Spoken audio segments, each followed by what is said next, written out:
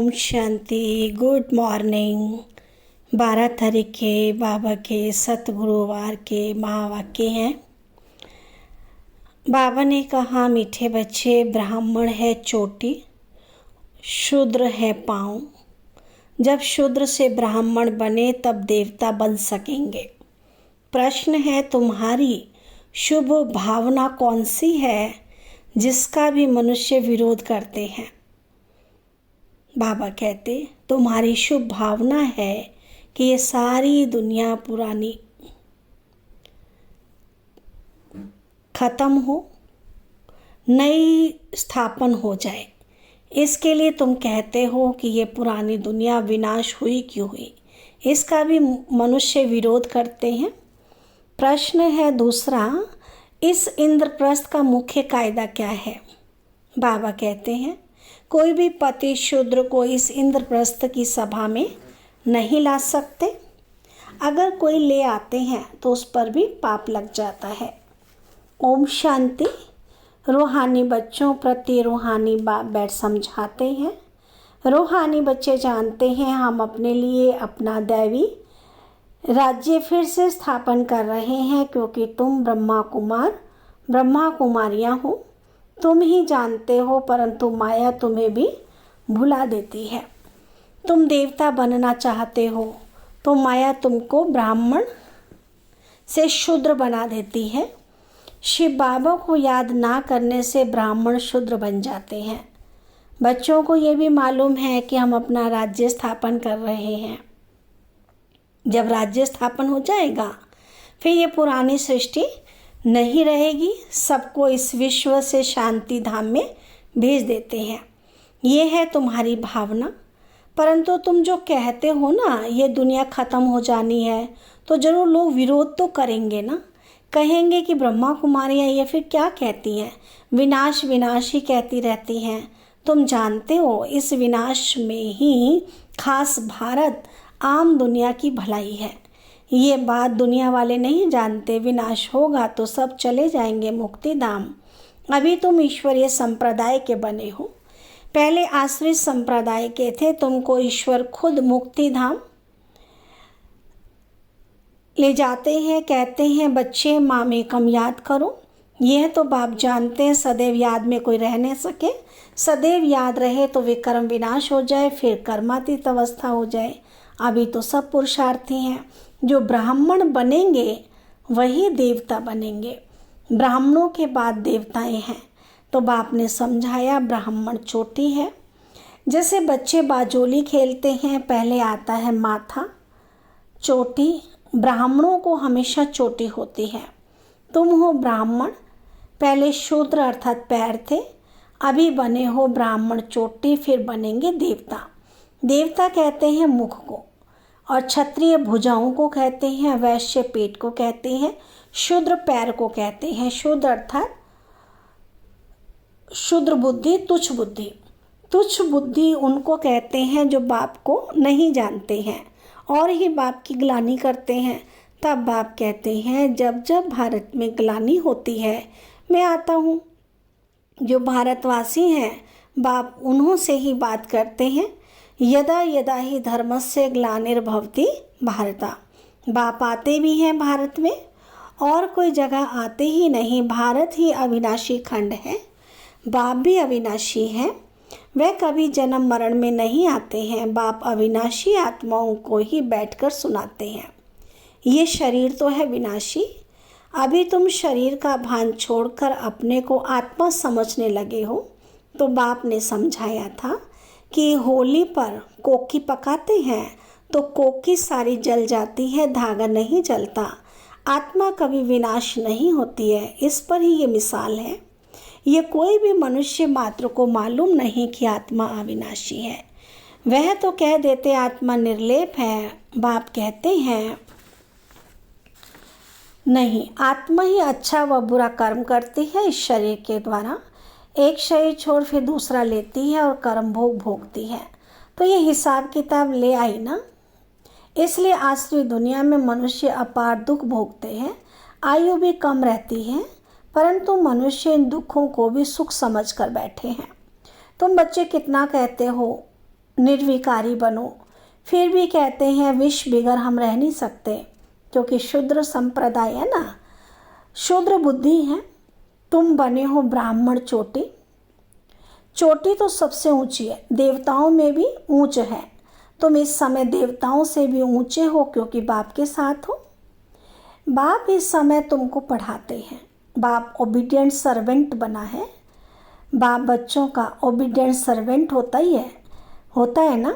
बच्चों को पैदा कर, संभाल कर, पढ़ा लिखा कर, बड़ा करके जब बूढ़े होते हैं तो सारी मिल्कियत बच्चों को देकर खुद गुरु का किनारे जाकर बैठते हैं। वानप्रस्थी बन जाते हैं। मुक्ति धाम जाने के लिए गुरु करते हैं, परंतु वह मुक्ति धाम में तो जा ना सके, तो माँ बाप बच्चों की संभाल करते हैं।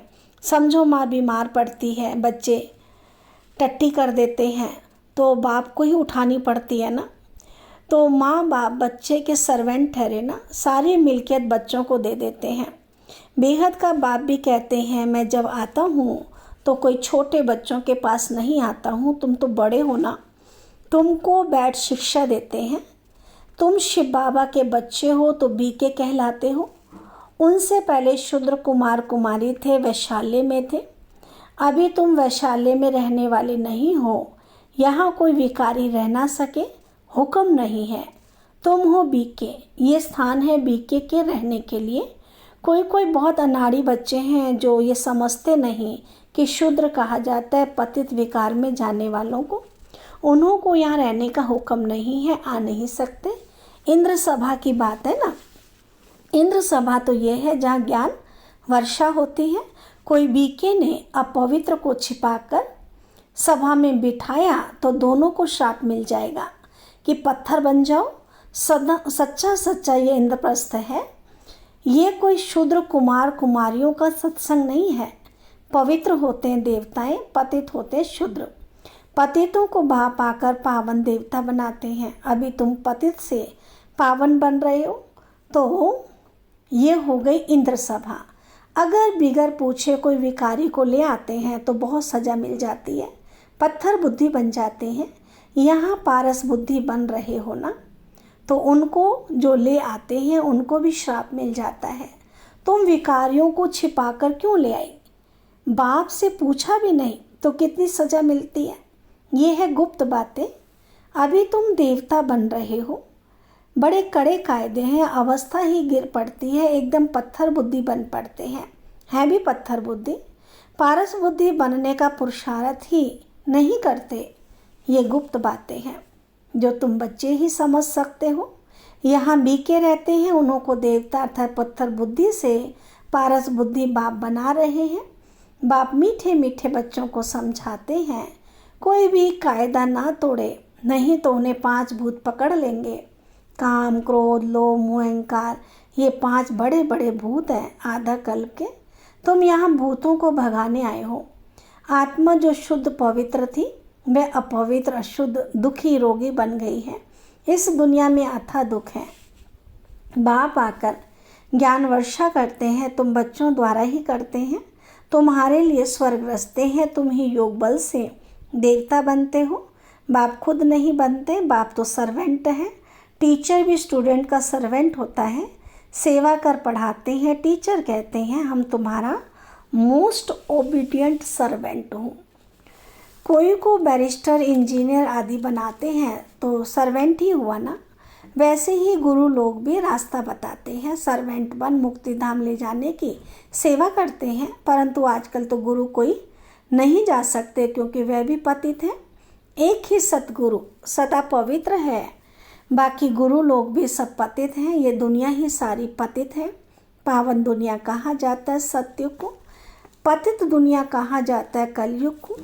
सत्युग को ही पूरा स्वर्ग कहेंगे। त्रेता में 2 कला कम हो जाती हैं। ये बातें तुम बच्चे ही समझकर और धारण करते हो। दुनिया के मनुष्य तो कुछ नहीं समझते, कुछ नहीं जानते। ऐसे भी नहीं सारी दुनिया स्वर्ग में जाएगी। जो कल पहले थे वही भारतवासी फिर आएंगे और सत्युग त्रेता में देवता बनेंगे। वही फिर द्वापर से अपने को हिंदू कहलाएंगे।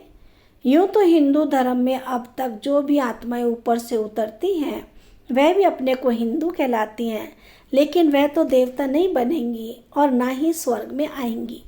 वह फिर भी द्वापर के बाद अपने समय पर ही आएंगे, अपने को हिंदू ही कहलाएंगे। देवता तो तुम ही बनते हो, जिनका आदि से अंत तक पाठ चलता है। ये ड्रामा में बड़ी युक्ति है, बहुतों की बुद्धि में नहीं बैठता है तो ऊंच पद भी नहीं पा सकते। ये सत्यनारायण की कथा है। वह तो झूठी कथा सुनाते हैं, उससे कोई लक्ष्मी नारायण बनते थोड़ी हैं। यहाँ तुम प्रैक्टिकल में बनते हो। कलयुग में ही सब झूठ है, झूठी माया, झूठी काया, झूठा जग संसार। रावण का राज्य है ही झूठ, सचखंड बाप बनाते हैं। ये भी तुम ब्राह्मण बच्चे जानते हो, सो भी नंबरवार पुरुषार्थ अनुसार, क्योंकि पढ़ाई है। कोई बहुत थोड़ा पढ़ते हैं तो फेल हो पढ़ते हैं। यह तो एक ही बार पढ़ाई हो सकती है, फिर तो पढ़ना मुश्किल हो जाता है। शुरू में जो पढ़कर शरीर छोड़कर गए हैं तो संस्कार वह लेकर गए हैं, फिर आकर पढ़ते होंगे, नाम रूप तो बदल जाता है। आत्मा को ही सारा 84 का पाठ मिला हुआ है, जो भिन्न भिन्न नाम रूप देश काल में पाठ बजाती है। इतनी छोटी आत्मा, उसको कितना बड़ा शरीर मिलता है। आत्मा तो सब में होती है ना, इतनी छोटी आत्मा इतने छोटे मच्छर में भी है। ये सब बहुत सूक्ष्म समझने की बातें हैं। जो बच्चे ये अच्छी रीति समझते हैं वही माला का दाना बनते हैं। बाकी तो जाकर पाई पैसे का पद पाएंगे। अभी तुम्हारा ये फूलों का बगीचा बन रहा है। पहले तुम कांटे थे, बाप कहते काम विकार का कांटा बड़ा खराब है। ये आदि मध्य दुख देता है। दुख का मूल कारण ही है काम। काम को जीतने से ही जगत जीत बनेंगे। इसमें ही बहुतों को मुश्किलातें फील होती हैं, बड़ा मुश्किल पवित्र बनते हैं। जो कल पहले बने थे वही बनेंगे। समझा जाता है कौन पुरुषार्थ कर ऊंच देवता बनेंगे। नर से नारायण, नारी से लक्ष्मी बनते हैं। नई दुनिया में स्त्री पुरुष दोनों पावन थे, अब पतित हैं। पावन थे तो सतो प्रधान थे, अभी तमो प्रधान बन गए हैं। यहाँ दोनों को पुरुषार्थ करना है, स्त्री पुरुष दोनों को। तो ये ज्ञान सन्यासी दे नहीं सकते हैं। सन्यास धर्म तो अलग है ना, निर्वृत्ति मार्ग है ना। यहाँ भगवान तो स्त्री पुरुष दोनों को पढ़ाते हैं और दोनों को कहते हैं अब शूद्र से ब्राह्मण बनकर फिर लक्ष्मी नारायण बनना है। सब तो नहीं बनेंगे। लक्ष्मी नारायण की भी डिनाइस्टी होती है। उन्होंने राज्य कैसे लिया ये कोई नहीं जानते। सतयुग में इनका राज्य था, ये भी समझते हो, परंतु सतयुग को फिर लाखों वर्ष दे दिया है, तो ये अज्ञानता हुई ना। तो बाप कहते ये है ही कांटों का जंगल और वह है फूलों का बगीचा। यहाँ आने से पहले तुम असुर थे, अभी तुम असुर से देवता बन रहे हो। कौन बनाते हैं? हमें असुर से देवता कौन बनाते हैं? बेहद का बाप बनाते हैं ना। देवताओं का राज्य था तो दूसरा कोई धर्म नहीं था। ये भी तुम समझते हो। जो नहीं समझ सकते हैं उनको ही पतित कहा जाता है। ये है ब्रह्मा कुमार, ब्रह्मा कुमारियों की सभा। अगर कोई शैतानी का काम करते हैं तो अपने को आप ही श्रापित कर देते हैं, पत्थर बुद्धि बन पड़ते हैं। सोने की बुद्धि से नर से नारायण बनने वाले, बाबा कहते सोने की बुद्धि नर से नारायण बनने वाले तो है नहीं। प्रूफ मिल जाता है। 3rd ग्रेड दास दासी जाकर बनेंगे। अभी तो राजाओं के पास दास दासियाँ हैं, अभी भी राजाओं के पास दास दासियाँ हैं। ये भी गायन है। किनकी दबी रहेगी धूल में, किनकी राजा खाए, किनकी चोर लूट ले जाए, किनकी आग जलाए। आग के गोले भी आएंगे तो जहर के गोले भी आएंगे, मौत तो आना है जरूर। ऐसी ऐसी चीज़ें तैयार कर रहे हैं जो मनुष्य की व हथियारों आदि की दरकार नहीं रहेगी। वहाँ से बैठे बैठे ऐसे बम छोड़ेंगे, उनकी हवा ऐसे फैलेगी जो झट खलास कर देगी। इतने करोड़ों मनुष्यों का विनाश होना है, कम बात है क्या? सतयुग में कितने थोड़े होते हैं, बाकी सब चले जाएंगे शांति धाम। जहाँ हम आत्माएं रहती हैं, सुख धाम में स्वर्ग है, दुख धाम में ये नरक है। ये चक्र फिरता रहता है।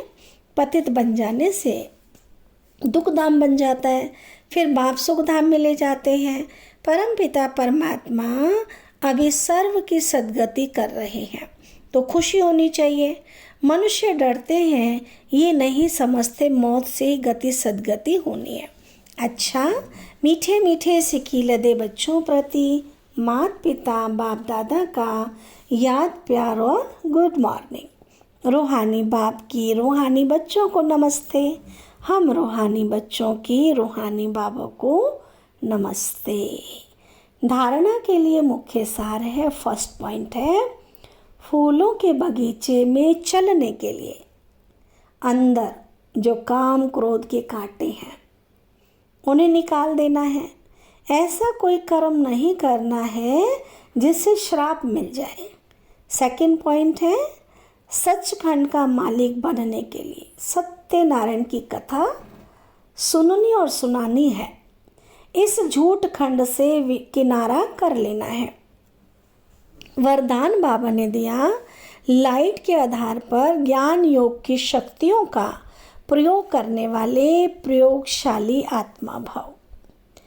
लाइट के आधार पर ज्ञान योग की शक्तियों का प्रयोग करने वाले प्रयोगशाली आत्मा भाव। डिटेल है, जैसे प्रकृति की लाइट साइंस के अनेक प्रकार के प्रयोग प्रैक्टिकल में करके दिखाती है, ऐसे आप अविनाशी परमात्म लाइट, आत्मिक लाइट और साथ साथ प्रैक्टिकल स्थिति की लाइट द्वारा ज्ञान योग की शक्तियों का प्रयोग करो। यदि स्थिति और स्वरूप डबल लाइट है तो प्रयोग की सफलता बहुत सहज होती है। जब हर एक समय के प्रति प्रयोग में लग जाएगा, जब हर एक स्वयं के प्रति प्रयोग में लग जाएंगे तो प्रयोगशाली आत्माओं का पावरफुल संगठन बन जाएगा। स्लोगन है, विघ्नों के अंश और वंश को समाप्त करने वाले ही विघ्न विनाशक है।